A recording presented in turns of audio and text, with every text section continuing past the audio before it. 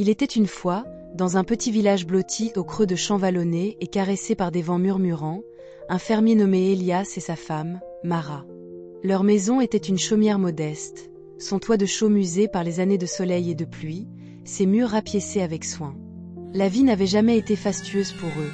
Elias labourait la terre, Mara s'occupait de leur maigre troupeau de poules, et ensemble ils subsistaient grâce à ce que la terre et leur labeur pouvaient offrir. Pourtant, ils étaient satisfaits, leurs jours tissés de joie simple, le caquettement des poules, la chaleur du pain frais et la douceur de leur compagnie mutuelle.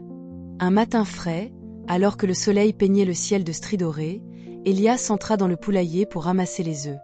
Parmi les habituels œufs bruns et tachetés, il remarqua quelque chose d'extraordinaire. Un œuf qui brillait comme une pièce polie, lourd et tiède dans sa main. Il cligna des yeux, se frotta les paupières et le tint à la lumière.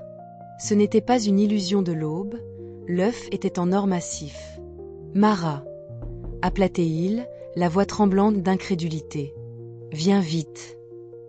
Mara accourut, son tablier saupoudré de farine, et étouffa un cri en voyant Elias poser l'œuf d'or dans ses mains. « C'est vrai ?»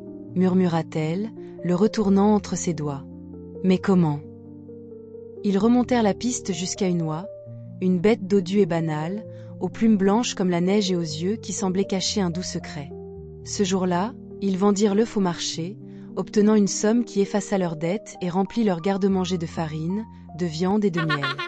Pour la première fois depuis des années, leurs visages rayonnaient d'espoir. Le lendemain matin, Elias retourna au poulailler, le cœur battant.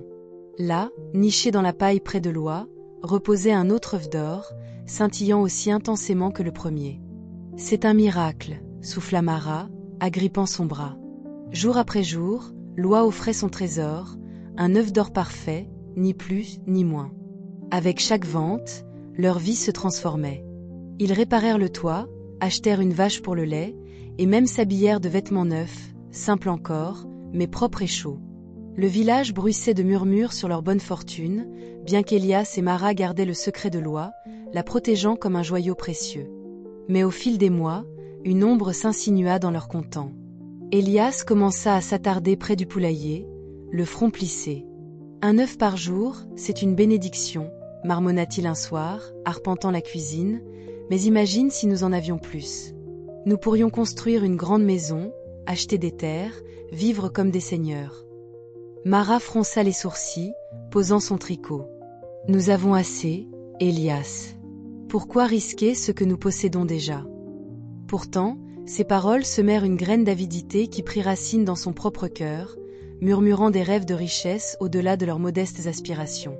Une nuit agitée, alors que la lune pendait basse et argentée, Elias se redressa dans son lit, les yeux brillants d'une idée nouvelle. « L'or doit venir de l'intérieur d'elle, » dit-il, sa voix fiévreuse. « Si nous l'ouvrons, nous aurons tout d'un coup plus d'attente. » Mara hésita, les mains tremblantes, mais l'appât de la fortune obscurcit son jugement. « Peut-être as-tu raison, » murmura-t-elle, bien qu'un doute la rongeât. Ensemble, ils se glissèrent jusqu'au poulailler, un couteau luisant dans la main d'Elias. L'oie, sentant leur intention, émit un faible cri plaintif, mais il était trop tard.